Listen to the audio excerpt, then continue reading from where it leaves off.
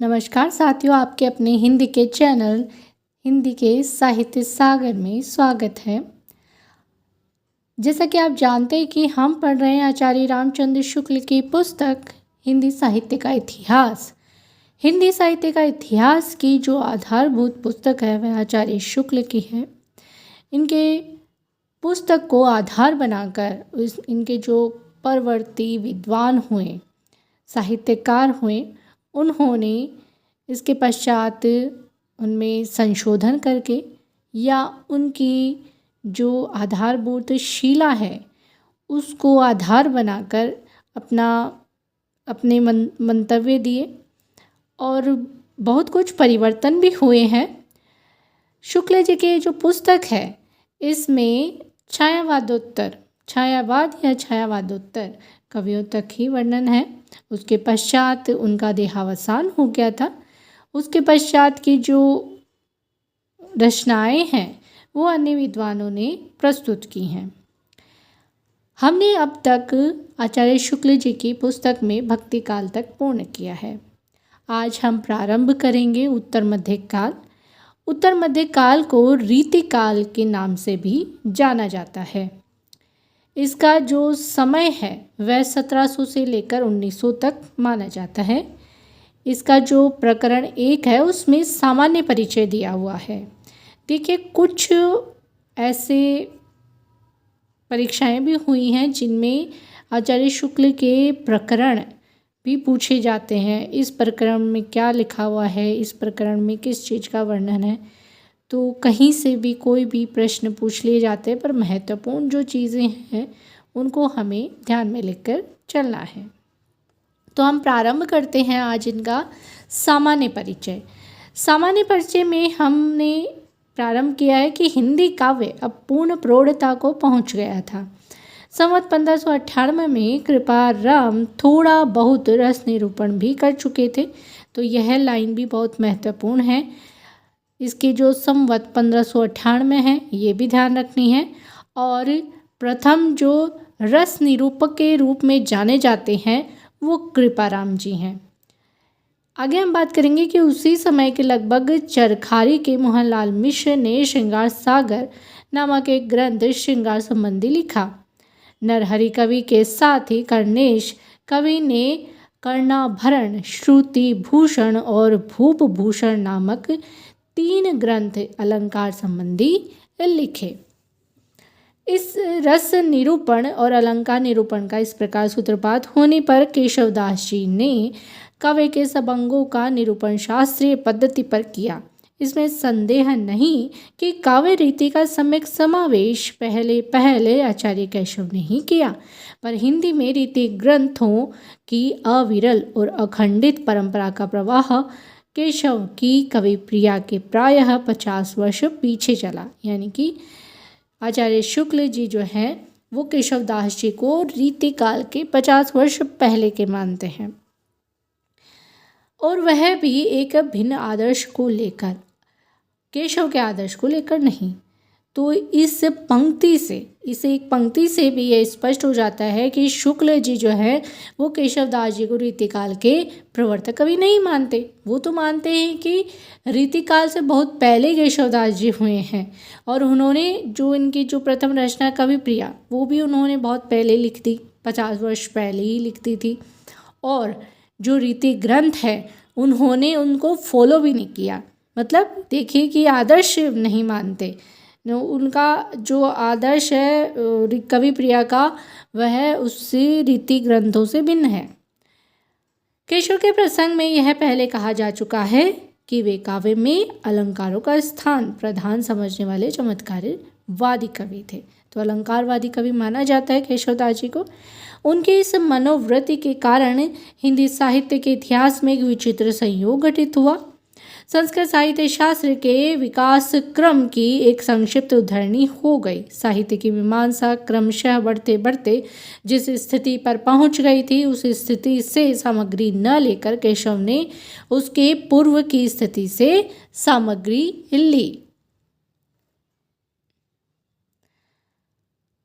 उन्होंने हिंदी पाठकों को काव्यांग निरूपण की उस पूर्व दशा का परिचय कराया जो भामह और उद्भट के समय में थी, उस उत्तर दशा का नहीं जो आनंद वर्धनाचार्य, मम्मट और विश्वनाथ द्वारा विकसित हुई। भामह और उद्भट के समय में अलंकार और अलंकार्य का स्पष्ट भेद नहीं हुआ था। रस, रीति, अलंकार आदि सब के लिए अलंकार शब्द का व्यवहार होता था। यही बात हम केशव की कवि प्रिया में भी पाते हैं। उसमें अलंकार के सामान्य और विशेष दो भेद कर सामान्य के अंतर्गत वर्ण्य विषय और विशेष के अंतर्गत वास्तविक अलंकार रखे गए हैं। पर केशवदास के उपरांत तत्काल रीति ग्रंथों की परंपरा चली नहीं। कवि प्रिया के 50 वर्ष पीछे उसकी अखंड परंपरा का आरंभ हुआ। यह परंपरा केशव के दिखाए हुए पुराने आचार्य जैसे भामह, उद्भट आदि के मार्ग पर न चलकर परवर्ती आचार्यों के परिष्कृत मार्ग पर चली, जिसमें अलंकार अलंकार्य का भेद हो गया था। हिंदी के अलंकार ग्रंथ अधिकतर चंद्रालोक और कुवलयानंद के अनुसार निर्मित हुए। कुछ ग्रंथों में काव्य प्रकाश और साहित्य दर्पण का भी आधार पाया जाता है। काव्य के स्वरूप और अंगों के संबंध में हिंदी के रीतिकार कवियों ने संस्कृत के इन परवर्ती ग्रंथों का मत ग्रहण किया। इस प्रकार देवयोग से संस्कृत साहित्य शास्त्र के इतिहास की एक संक्षिप्त उद्धरणी हिंदी में हो गई। हिंदी रीति ग्रंथों के अखंड परंपरा चिंतामणि त्रिपाठी से चलिए। देखिए, इस पंक्ति से यह स्पष्ट हो गया है कि शुक्ल जी चिंतामणि त्रिपाठी को हिंदी के रीति ग्रंथों की परंपरा के प्रवर्तक कवि मानते हैं। अतः रीतिकाल का आरंभ इन्हीं से मानना चाहिए। तो आचार्य शुक्ल जी रीतिकाल के प्रवर्तक कवि किसे मानते हैं? चिंतामणि त्रिपाठी को। उन्होंने संवत 1700 के कुछ आगे पीछे काव्य विवेक, कविकुल कल्पतरु और काव्य प्रकाश, ये 3 ग्रंथ लिखकर काव्य के सब अंगों का पूरा निरूपण किया। तो देखिए, चिंतामणि जी की जो 3 प्रमुख ग्रंथ उन्होंने बताए हैं वो है, ये है काव्य विवेक, कविकुल कल्पतरु और काव्य प्रकाश। अब इन्होंने इसके अंतर्गत क्या रखा है, तो पिंगल या छंद शास्त्र पर भी उन्होंने एक पुस्तक लिखी। उसके उपरांत तो लक्षण ग्रंथों के भ्रमार से होने लगी। कवियों ने कविता लिखने की यह एक प्रणाली ही बना ली कि पहले दोहे में अलंकार या रस लक्षण लिखना, फिर उसके उदाहरण के रूप में कविता सवैया लिखना। हिंदी साहित्य में कवि और आचार्य 2 भिन्न भिन्न श्रेणियों के व्यक्ति रहे। तो जो रीतिकाल है उसमें जो 2 कवियों की जो श्रेणियां उन्होंने बताई हैं वो एक तो आचार्य श्रेणी में और एक कवि श्रेणी में। आचार्य श्रेणी के जो कवि हुए उन्होंने अपने शास्त्र ज्ञान का, जिसमें अलंकार, रस, छंद, इन सभी का पूर्ण या यूँ मान लीजिए पांडित्यपूर्ण जो प्रदर्शन किया गया वह जो कहलाए वो आचार्य कवि कहलाए। और जिन्होंने एक साधारण रूप में श्रृंगारिक रचनाएं की वो कवि के रूप में दिखाई दिए। तो इसमें देखिए, चिंतामणि त्रिपाठी को एक प्रवर्तक कवि के रूप में शुक्ल जी स्पष्ट करते हैं और कहते हैं कि उन्होंने जो पिंगल या छंद शास्त्र की जो एक आदर्श प्रस्तुत किया, तो उसके पश्चात ही रीतिकाल में लक्षण ग्रंथों की भरमार हो गई। तो इस प्रकार वो शुक्ल जी उनके चिंतामणि के प्रवर्तक कवि के रूप में उनका पक्ष रखते हैं। आगे हम बात करते हैं कि कवियों ने कविता लिखने पर यह एक प्रणाली ही बना ली कि पहले दोहे में अलंकार या रस का लक्षण लिखना, फिर उसके उदाहरण के रूप में कविता सवैया लिखना। हिंदी साहित्य में कवि और आचार्य 2 भिन्न भिन्न श्रेणियों के व्यक्ति रहे। हिंदी काव्य क्षेत्र में यह भेद लुप्त सा हो गया। इस एकीकरण का प्रभाव अच्छा नहीं पड़ा। आचार्यत्व के लिए जिस सूक्ष्म विवेचन और पर्यालोचन शक्ति की अपेक्षा होती है उसका विकास नहीं हुआ। कवि लोग एक दोहे में अपर्याप्त लक्षण देकर अपने कवि कर्म पर में निवृत्त हो जाते थे। काव्यांगों का विस्तृत विवेचन, तर्क द्वारा खंडन मंडन, नए नए सिद्धांतों का प्रतिपादन आदि कुछ भी न हुआ। इसका कारण यह भी था कि उस समय गद्य का विकास नहीं हुआ था। जो कुछ लिखा जाता था वह पद्य में ही लिखा जाता था। पद्य में किसी बात की सम्यक मीमांसा या उस पर तर्क वितर्क हो ही नहीं सकता। इस अवस्था में चंद्रालोक की यह पद्धति ही सुगम दिखाई पड़ी कि एक श्लोक या एक चरण में ही लक्षण कहकर छुट्टी ली।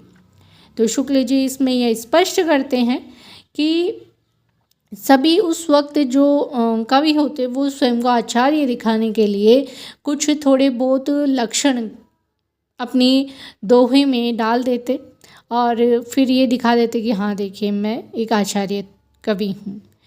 और उन्होंने कुछ अपनी रचनाओं में इस वजह से नयापन भी नहीं ला पाए।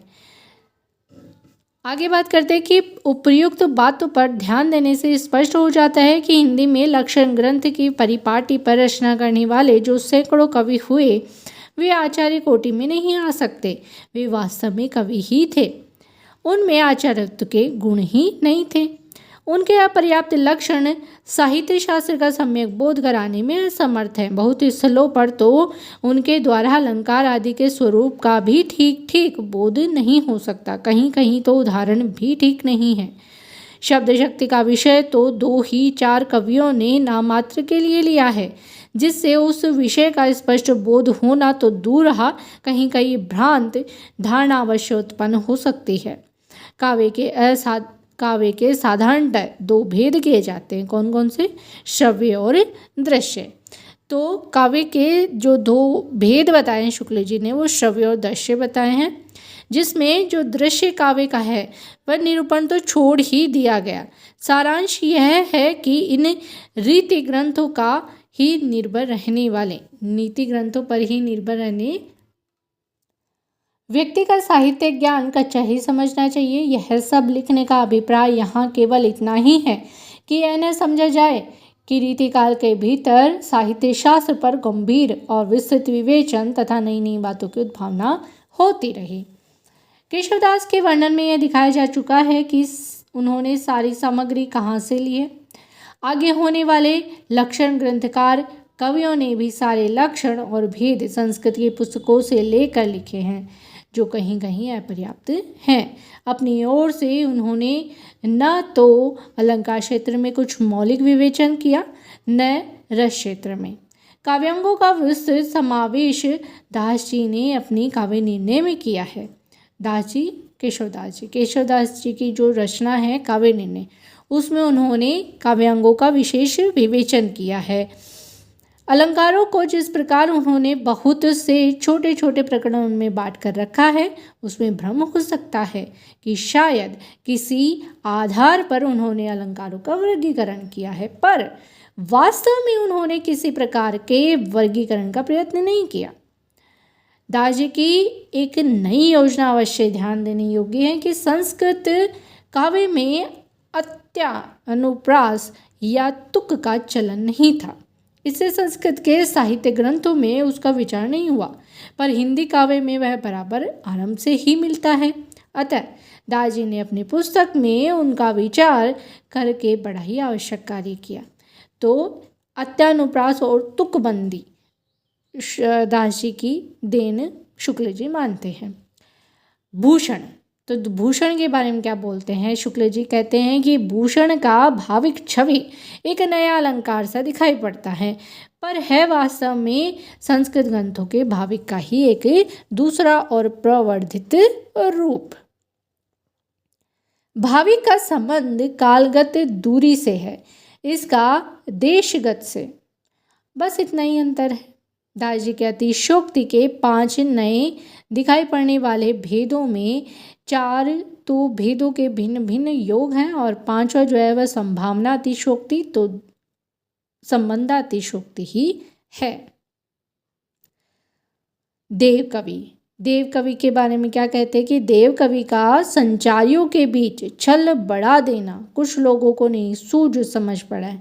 तो जो संचारी भाव होते हैं, 33 संचारी भाव होते हैं काव्य शास्त्र में, उनमें कवि देव ने एक छल संचारी भाव और जोड़ा। तो उसके बारे में शुक्ल जी कहते हैं कि उन्हें समझना चाहिए कि देव ने जैसे एक सब बातें संस्कृत की रस तरंगिणी से ली है, वैसे ही यह छल भी लिया है। सच पूछे तो छल का अंतर्भाव अवहिता में हो जाता है। इस बात का संकेत पहले किया जा चुका है कि हिंदी के पद्यबद्ध लक्षण ग्रंथों में दिए हुए लक्षणों और उदाहरणों में बहुत जगह गड़बड़ी पाई जाती है। अब इस गड़बड़ी के संबंध में दो बातें कही जा सकती है। या तो यह कहे कि कवियों ने अपना मतभेद प्रकट करने के लिए जानबूझकर भिन्नता कर दी, अथवा प्रमादवश और का और समझकर। तो दो बातें हो सकती है, या तो उन्होंने आलस की वजह से नहीं लिया, या फिर उन्होंने सोचा कि क्यों भिन्नताएं बढ़ानी है। मतभेद तो तब कहा जाता जब कहीं कोई नूतन विचार पद्धति मिलती, अतः दूसरा कारण ही ठहरता है कि वो प्रमादवश या और का और कुछ समझकर उन्होंने ऐसा किया। कुछ उदाहरणों से स्पष्ट हो जाएगा कि जैसे पहला है, केशवदास ने रूपक के 3 भेद दंडी से लिए, अद्भुत रूपक, विरुद्ध रूपक और रूपक रूपक। इनमें से प्रथम का लक्षण भी स्वरूप व्यक्त नहीं करता और उदाहरण भी अधिकता द्रुप्य रूपक का हो गया है। विरुद्ध रूपक भी दंडी से नहीं मिलता और रूपादिशोक्ति हो गया है।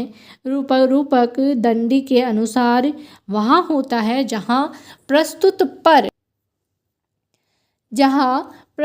पर एक अप्रस्तुत का आरोप करके फिर दूसरे अप्रस्तुत का भी आरोप कर दिया जाता है।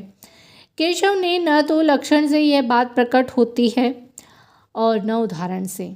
उदाहरण में दंडी के उदाहरण का ऊपरी ढांचा भर कुछ झलकता है, पर असल बात का पता नहीं है। इससे स्पष्ट है कि बिना ठीक तात्पर्य समझे ही लक्षण और उदाहरण हिंदी में दे दिए गए हैं। आगे का जो दूसरा उदाहरण है वह देते हैं भूषण। भूषण का प्रायः सब हिंदी कवियों ने भ्रम, संदेह और स्मरण अलंकारों के लक्षणों में सादृश्य की बात छोड़ दी है। इससे बहुत जगह उदाहरण अलंकार के न होकर भाव के हो गए हैं। भूषण का उदाहरण सबसे गड़बड़ है। तीसरा शब्द शक्ति का विषय दास ने थोड़ा सा लिया है, पर उससे उसका कुछ भी बोध नहीं हो सकता। उपादान लक्षणा का लक्षण भी विलक्षण है और उदाहरण भी असंगत। उदाहरण से साफ झलकता है कि इस लक्षणा का स्वरूप ही समझने में भ्रम हुआ है, जबकि काव्यांगों का स्वतंत्र विवेचन ही नहीं हुआ। तब तरह तरह के वाद कैसे प्रतिष्ठित होते। संस्कृत साहित्य में जैसे अलंकारवाद, रीतिवाद, रसवाद, ध्वनिवाद, वक्रोक्तिवाद इत्यादि अनेक वाद पाए जाते हैं, वैसे वादों के लिए हिंदी के रीति क्षेत्र में रास्ता ही नहीं निकला। केशव को ही अलंकार आवश्यक मानने के कारण अलंकारवादी कह सकते हैं। केशव के उपरांत रीतिकाल में होने वाले कवियों ने किसी बात का निर्देश नहीं किया।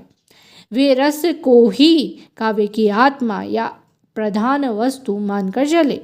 महाराज यशवंत सिंह ने अपने भाषा भूषण की रचना चंदालोक के आधार पर की, पर उसके अलंकार की अनिवार्यता वाले सिद्धांत का समावेश नहीं किया। तो इस प्रकार देखिए, शुक्ल जी यह स्पष्ट करते हैं कि रीतिकाल के जो लक्षण ग्रंथ मान लीजिए वे सभी संस्कृत साहित्य से ही लिए गए हैं। संस्कृत साहित्य की 2 कॉपी कर दी उन्होंने, कुछ भी नयापन उन्होंने नहीं लिया। हिंदी के जो ग्रंथ हैं उनमें किसी प्रकार का वाद भी उन्होंने नहीं चलाया। हाँ, केशवदास जी ने अलंकारों को अपनी रचनाओं में एक महत्वपूर्ण स्थान दिया है, इसलिए केशवदास जी को उन्होंने ज़रूर अलंकारवादी के रूप में रखा है। लेकिन अन्य कवियों ने, जो रीतिकाल के जो अन्य कवि हैं, उन्होंने बस अपनी रचना में रस को प्रधान माना, इसलिए उनकी सभी रचनाओं में रस को प्रधानता देने के कारण रसवादी कह सकते हैं। लेकिन किस किस को रसवादी कहें?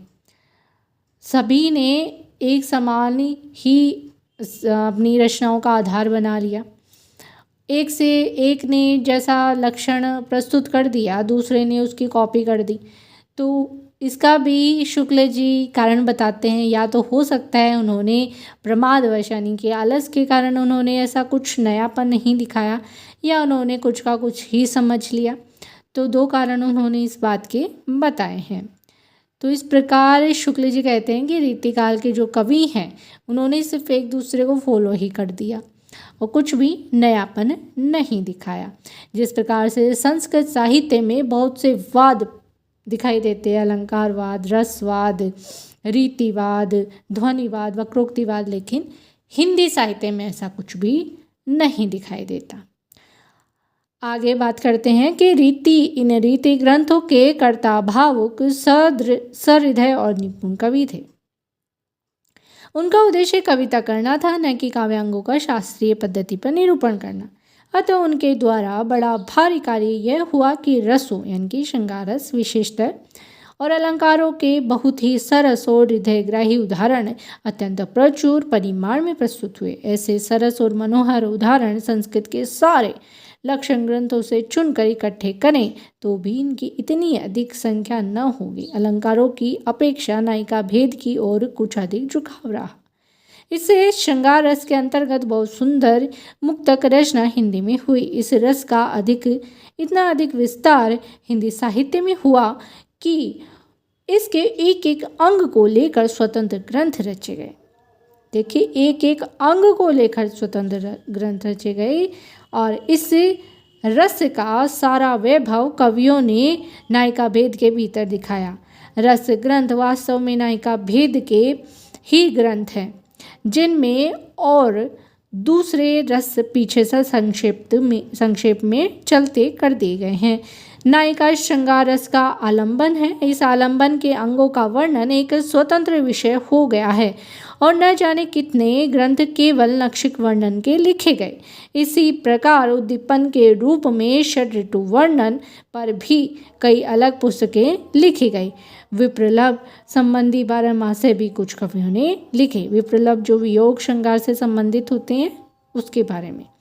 तो देखिए, पहले शुक्ल जी ने उसका रीति ग्रंथों का नकारात्मक जो चित्र है वह प्रस्तुत किया और उसके बाद में वो ये भी कहते हैं कि रीति ग्रंथों में जो भावुक और सहृदय कवि हुए और उन्होंने श्रृंगार रस पर और नक्षिक वर्णन पर ऐसी रचनाएं रची कि एक एक अंग पर उन्होंने एक पूरा ग्रंथ लिख दिया।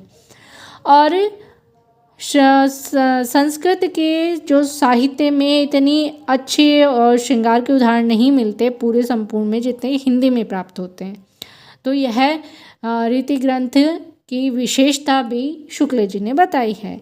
तो ये पैराग्राफ भी आप ध्यान में रखिएगा और इसका जो नेगेटिव पॉइंट उन्होंने बताया है पहले वाले में वो भी ध्यान रखिएगा। आगे हम बात करते हैं कि रीति ग्रंथों की इस परंपरा द्वारा साहित्य के विस्तृत विकास में कुछ बाधा भी पड़ी।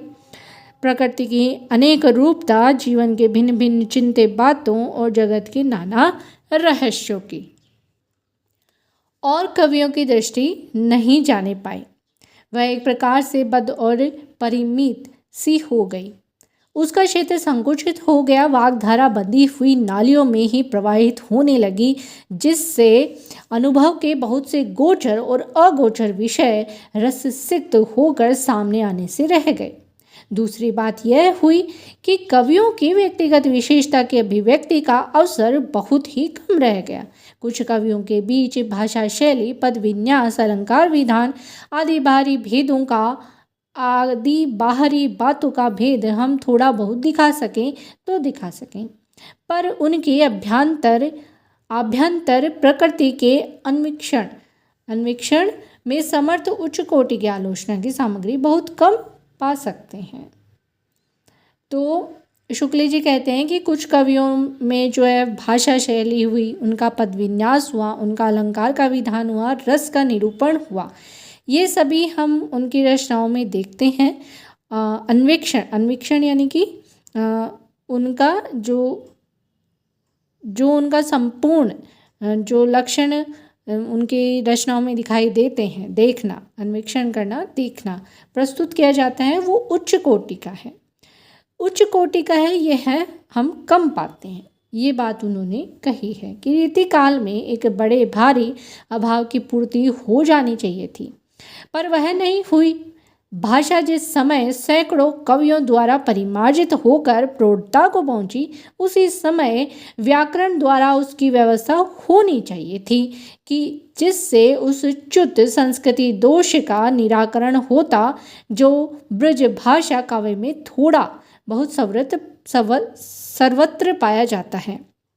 और नहीं तो वाक्य दोषों का ही पूर्ण रूप से निरूपण होता, जिससे भाषा में कुछ और सफाई आती। बहुत थोड़े कवि ऐसे मिलते हैं जिनकी काव्य रचना सुव्यवस्थित पाई जाती है। भूषण अच्छे कवि थे। जिस रस को उन्होंने लिया उसका पूरा आवेश उनमें था, पर भाषा उनकी अनेक स्थलों पर सदोष थी। यदि शब्दों के रूप स्थिर हो जाते और शब्द रूपों के प्रयोग पर जोर दिया जाता तो शब्दों को तोड़ मरोड़ कर विकृत करने का साहस कवियों में को न होता। पर इस प्रकार की कोई व्यवस्था न हुई, जिससे भाषा में बहुत कुछ गड़बड़ी बनी रहती। भाषा की गड़बड़ी का एक कारण ब्रज और अवधि, इन दोनों काव्य भाषाओं का कवि की इच्छा अनुसार सम्मिश्रण भी था कि बहुत से ऐसे कवि हैं जिनकी रचनाओं में ब्रज और अवधि इन दोनों का सम्मिश्रण दिखाई देता है, और कोई नियम उस समय नहीं बंधा हुआ था भाषा से संबंधित कि एक स्पष्ट और एक सुगठित भाषा का प्रयोग किया जाए। और जो कवि होते वो अपने अनुसार या अपनी इच्छा अनुसार उन भाषाओं का प्रयोग करते, उन भाषाओं के शब्दों का समावेश अपनी रचनाओं में करते थे। तो ब्रज और अवधि भाषा ही उस समय ज़्यादा प्रचलन में थी।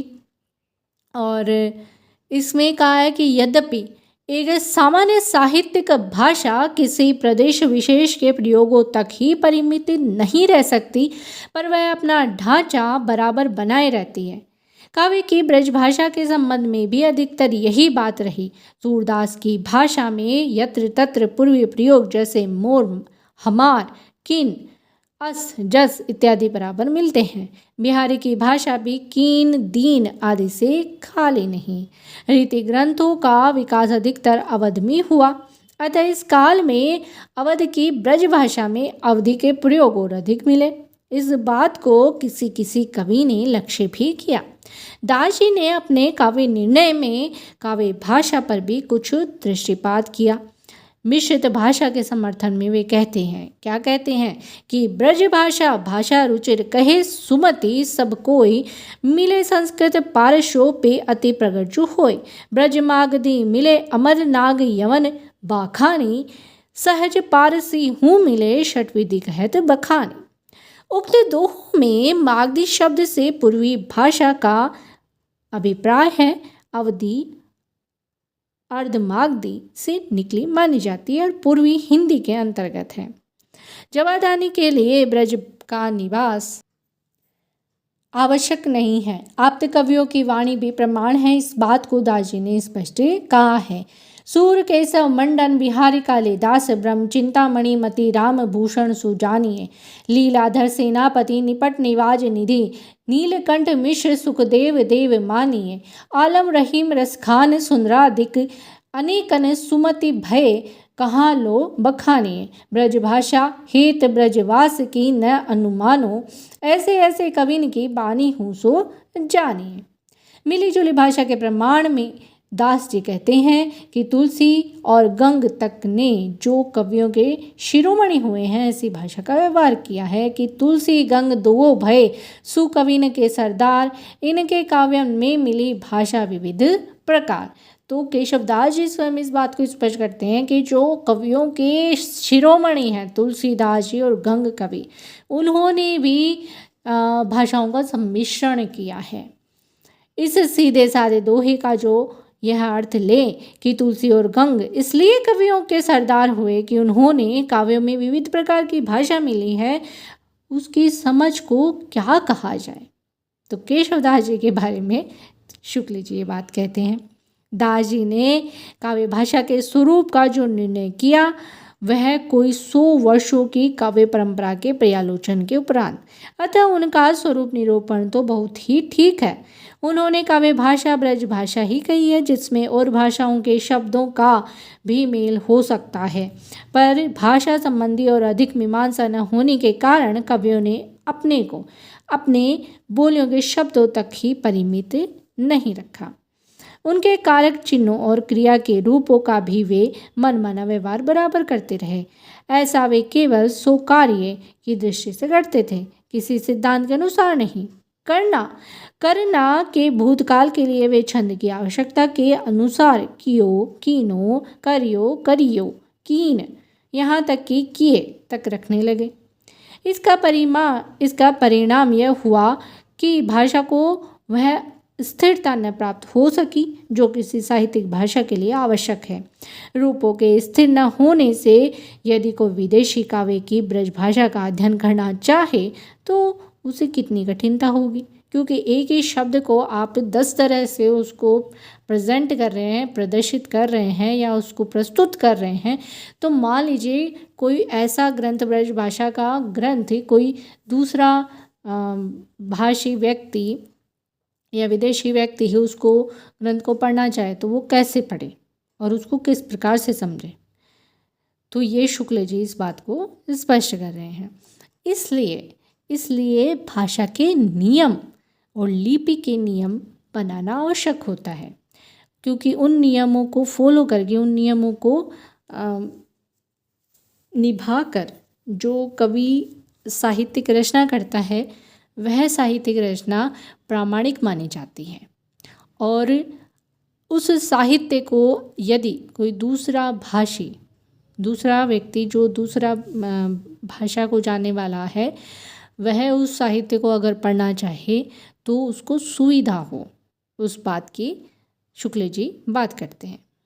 आगे हम बात करेंगे कि भक्ति काल की प्रारंभिक अवस्था में ही किसी प्रकार मुसलमानों के संसर्ग से कुछ फारसी के शब्द और चलते भाव मिलने लगे थे और इसका उल्लेख हो चुका है। नामदेव और कबीर आदि की तो बात ही क्या, तुलसीदास जी ने भी गनी, गरीब, अहब, इताती, उमर दराज आदि बहुत से शब्दों का प्रयोग किया। सूर में ऐसे शब्द अवश्य कम मिलते हैं।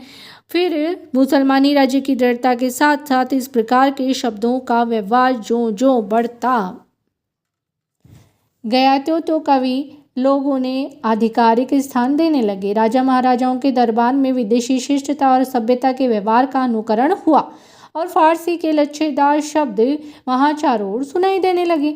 अतः भाट या कवि लोग आयुष्मान और जय जयकार ही तक अपने को कैसे रख सकते थे। वे भी दरबार में खड़े होकर उमर दराज महाराज तेरी चाहिए पुकारने लगे। बखत बुलंद आदि शब्द उनकी ज़बान पर भी नाचने लगे। यह तो हुई व्यवहारिक भाषा की बात। अब फारसी काव्य के शब्दों को भी थोड़ा बहुत कवियों ने अपनाना प्रारंभ किया। रीतिकाल में ऐसे शब्दों की संख्या कुछ और बढ़ी, पर यह देखकर हर्ष होता है कि अपनी भाषा को स्वाभाविक सरसता का ध्यान रखने वाले उत्कृष्ट कवियों ने ऐसे शब्दों को बहुत ही कम स्थान दिया। पर परंपरागत साहित्य का कम अभ्यास रखने वाले जो साधारण कवि हैं उन कवियों ने कहीं कहीं बड़े बेढंगे तौर पर ऐसे विदेशी शब्द रखे हैं। कहीं कहीं खुशबोयन आदि उनके विकृत शब्दों को देखकर शिक्षितों को एक प्रकार की विकृति सी होती है और उनकी कविता गंवारों की रचना से लगती है। शब्दों के साथ साथ कुछ थोड़े से कवियों ने इश्क की शायरी की पूरी अलंकार सामग्री तक उठाकर रख ली है और उनके भाव भी बांध गए हैं। रसनिधि कृत, देखिए रसनिधि कवि हैं, उनकी एक रचना है रतन हजारा। उसकी बात करें कि रसनिधि कृत रतन हजारा में यह बात अरुचिकर मात्रा में पाई जाती है। बिहारी ऐसे परम उत्कृष्ट कवि भी यद्यपि फारसी भावों के प्रभाव से नहीं बचे हैं, पर उन्होंने उन भावों को अपने देशी सांचे में ढाल दिया जिससे वे खटकते क्या सहसा लक्ष्य भी नहीं होते। मतलब बिहारी ने भी अपनी रचनाओं में ऐसे विदेशी शब्दों का प्रयोग किया है, लेकिन उन्होंने उसे अपनी रचना में इस प्रकार ढाल दिया है कि उनका हमको पता ही नहीं चलता कि उन्होंने उनका प्रयोग किया भी है क्या। उनकी विरहताप की उक्तियों अत्युक्तियों में दूर की सूझ और नाजुक ख्याली बहुत कुछ फारसी की शैली की है, पर बिहारी रसभंग करने वाले विभत्स रूप कहीं नहीं लाए हैं। यहाँ पर यह उल्लेख कर देना आवश्यक भी जान पड़ता है कि रीतिकाल के कवियों में प्रिय छंद कवित और सवैया ही रहे। कवित तो श्रृंगार और वीर दोनों रसों के लिए समान रूप से उपयुक्त माना गया था। तो कवित जो है, कवित छंद का प्रयोग कहाँ होता है? जहाँ पर श्रृंगार और वीर इन दो रसों का समावेश होता है। वास्तव में पढ़ने के ढंग में थोड़ा विभेद कर देने से उसमें दोनों के अनुकूल नाद सौंदर्य पाया जाता है। और जो दूसरा है, देखिए दूसरा जो छंद है वह कौन सा है? सवैया छंद। पहला कवि छंद बताया जिसमें रस और श्रृंगार और वीर रस का समावेश होता है, और जो दूसरा है सवैया छंद उसमें श्रृंगार और करुण इन दो कोमल रसों के बहुत उपयुक्त होता है। यद्यपि वीर रस की कविता में भी उनका व्यवहार कवियों ने जहाँ तहाँ किया है, वास्तव में श्रृंगार और वीर, देखिए श्रृंगार और वीर जो है इन्हीं दो रसों की कविता इस काल में हुई। श्रृंगार की तो भरमार है रीतिकाल के काव्य में, और जो वीर रस है उसे जो कवि भूषण हुए, कवि सूदन हुए, उन्होंने वीर रस का भी बहुत ही अच्छा वर्णन किया है। इससे इस काल को रस के विचार से कोई श्रृंगार काल कहे तो कह सकता है। तो शुक्ल जी इस बात को भी स्वीकार करते हैं कि हाँ, रीतिकाल को श्रृंगार काल भी हम कह सकते हैं। श्रृंगार के वर्णन को बहुतेरे कवियों ने अश्लीलता की सीमा तक पहुंचा दिया है, और इसका कारण जनता की रुचि नहीं बल्कि आश्रयदाता राजा महाराजाओं की रुचि थी, और जिनके लिए कर्मण्यता और वीरता का जीवन बहुत कम रह गया था, क्योंकि उस समय तक जो राजा महाराजा थे वे विलासी व्यवहार करने लग गए थे, विलासपूर्ण जीवन जीने लग गए थे। जैसे कि हम आदिकाल में वीर साहित्य, रासो साहित्य पढ़ते हैं, उनमें वीरता का भाव अधिक था, विलासिता कम थी। लेकिन रीतिकाल तक आते आते जो राजा महाराजा हुए वो विलासिता में अधिक डूब गए, और जो रीतिकाल के कवि हैं उन्होंने भी सिर्फ और सिर्फ अपने आश्रयदाताओं का ही गुणगान अपनी रचनाओं में किया। उनको आम जनता से कोई मतलब नहीं था। तो आम जनता यहाँ पर कहीं पर भी दिखाई नहीं देती। बस उन्होंने उनके श्रृंगार रस से संबंधित रचनाएं की, उनकी ही वीरता के वर्णन किए, चाहे वो सच्चे हों चाहे झूठे। इस प्रकार की श्रृंगारिक रचनाओं की भरमार रीतिकाल में अधिक मिलती है। इसलिए शुक्ल जी भी ये बात मानते हैं कि अगर हम इस काल को श्रृंगारिक काल भी कहें तो गलत नहीं होगा। तो आज हमने किया, इसका पूरा सामान्य परिचय हमने प्राप्त कर लिया है। आगे हम बात करेंगे इसका प्रकरण 2 का रीति ग्रंथकार कवि हम कल प्रारंभ करेंगे। तो मिलते हैं नेक्स्ट वीडियो में। आप सभी को अगर मेरा ये प्रयास अच्छा लगे तो कृपया करके इसको लाइक करें, शेयर करें, सब्सक्राइब करें। धन्यवाद।